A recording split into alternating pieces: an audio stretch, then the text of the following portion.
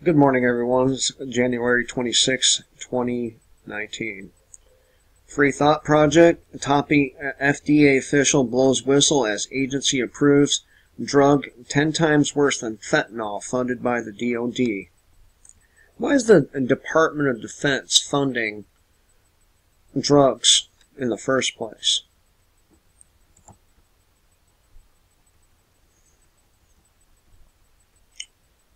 Now, most of you know that I'm not anti-drug in any sense of the word or phrase. However, once a drug becomes so powerful, it probably shouldn't be manufactured. I don't think you need a painkiller any stronger than morphine. I've taken many different kinds of painkillers.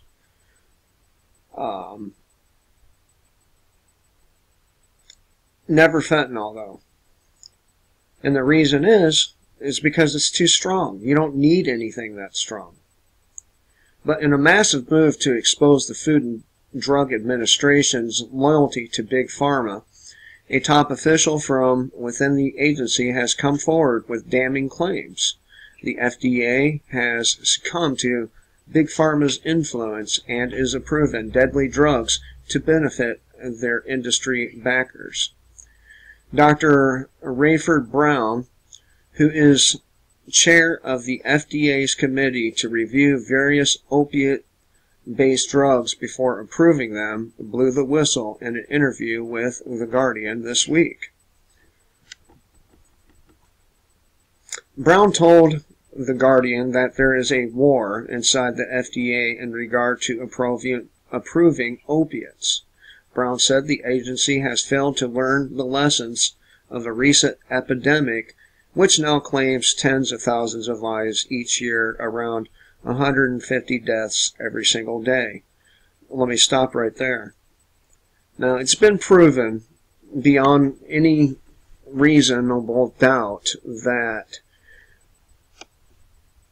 if a person dies and they have just trace amounts of opiates while having cocaine, meth, and other things in their system, they've been counting them as opiate overdoses. So that number they keep giving, tens of thousands, it's untrue. It's untrue. And I've explained in the past just how the medical industry creates these junkies. Person gets hurt. They have a permanent injury, right? Like myself. Although I've never gone out and looked for heroin, but bear with me here. And they're in real pain. They really need the Percocets or Roxycontins or whatever they happen to be prescribed, right? And then you have all these people seemingly dropping dead from fentanyl and heroin. The thing about this is, those people dropping dead are oftentimes found to have multiple substances in their systems. You're not supposed to mix these pills for a reason. And that reason is, if you get the wrong combination, it's gonna fucking kill you. Like mixing Valium and alcohol. If you mix those two together, you're asking to die. Brown's interview comes on the heel of the FDA approving a horrifyingly strong drug that is 1,000 times stronger than morphine and 10 times stronger than the incredibly deadly drug fentanyl. Now, I'm a fan of morphine. I think morphine's great. It's great. But you don't need to go beyond that. And you don't need to be taking this shit every day. Especially if you're a recreational user.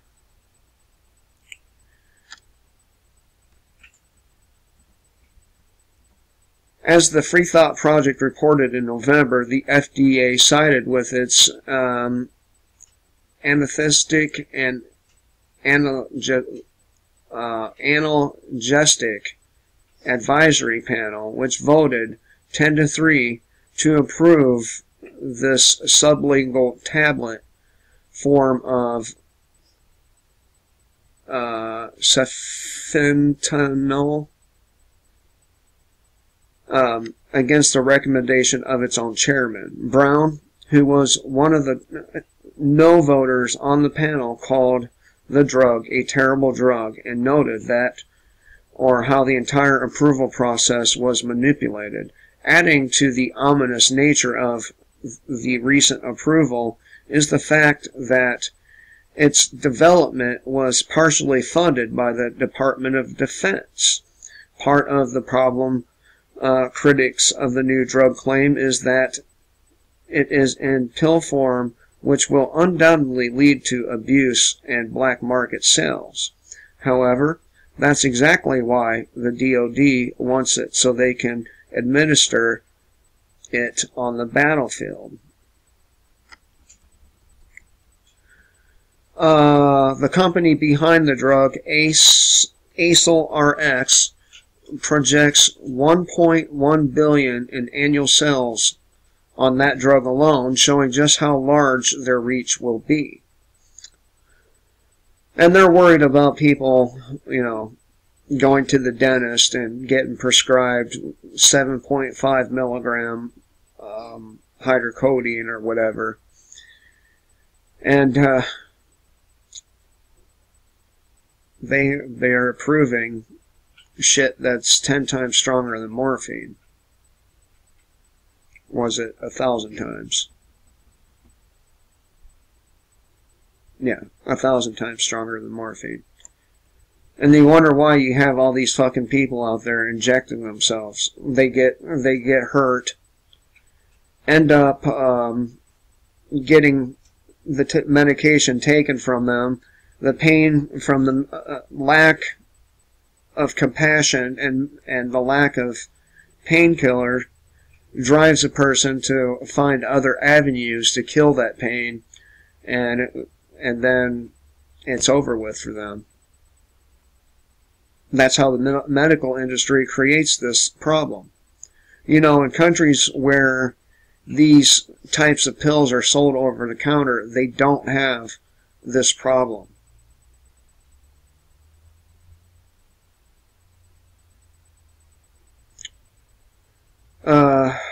Let's see. I think that the FDA has learned nothing. The modus operandi of the agency is that they talk a good game and then nothing happens. Working directly with the agency for the last 5 years, as I sit and listen to them in meetings, all I can think about is the clock ticking and how many people are dying every moment that they're not doing anything, he said. The lack of insight that continues to be exhibited by the agency is in many ways a willful blindness that borders on the criminal. Now, I disagree with these people. Everyone makes their own decisions. If a doctor says to you, I want to prescribe you fentanyl, it is your choice to say, I don't think I need something that strong. Can you give me maybe something a little less potent? Maybe 7.5 oxycodone or hydrocodone, right? It's your choice to take that drug or not.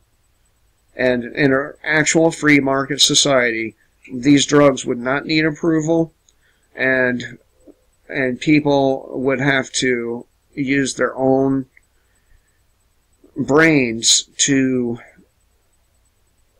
determine whether it was good for them or not. Instead, we have doctors thinking for us. A friend of mine, his dad went in for back surgery. And he had back problems before then, obviously, otherwise he wouldn't have needed the surgery. But the thing is, before he went in for surgery, he was only needing to take 10 milligram Vicodins. And after the surgery, he was taking 30 milligram Oxycontins. So, and on top of other painkillers.